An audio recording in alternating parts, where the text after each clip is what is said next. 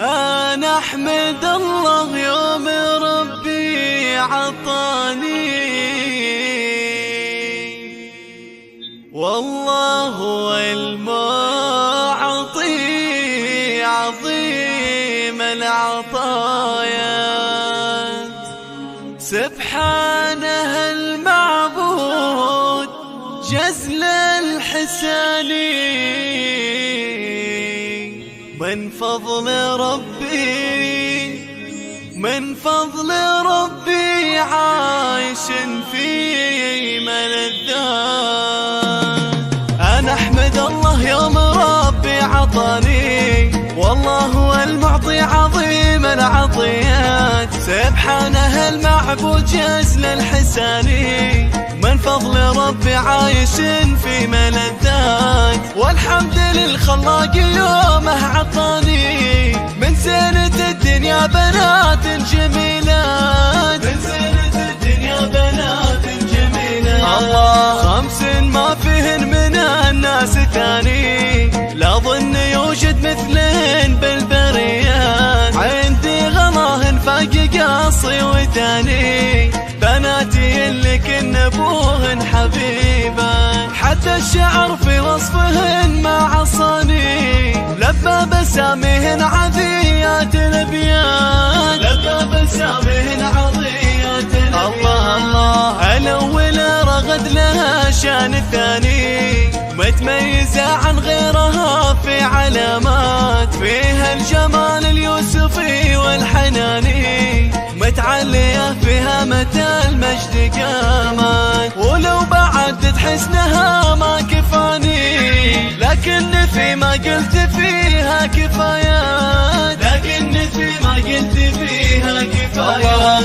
والثانية ربى لها اليوم شاني، هي الجواهر والكنوز الثمينة، عن زينها تكسر جميع المعاني. والشعر يصبح حاير بالعبارات، متحلية بأخلاق طيب ودفاني. تقول مخلوق لها الطيب بالذات، تقول مخلوق لها الطيب بالذات. والثالثة ريماس في شيء ثاني، ما ظن توفيها البيوت الجزيلات. براءة الأطفال فيها جناني، بيزين من فمها جميل العبارات. واللي تبي يصير بلطف وليالي، وبكلمتها ما بتضيع العبارات، وبكلمتها ما بتضيع العبارات. الله والرابعة سارة ذي شيء ثاني، دلوعة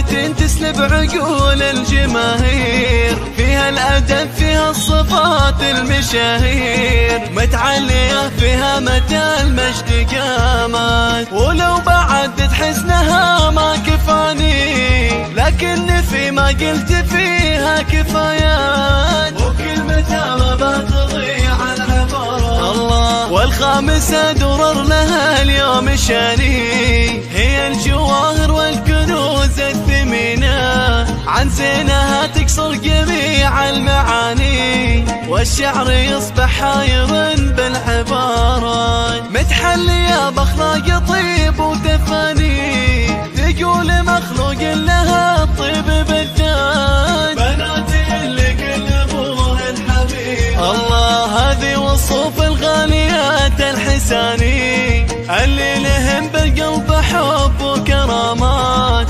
اللي غلاهن فاق قاصي وداني، بناتي اللي كل ابوهن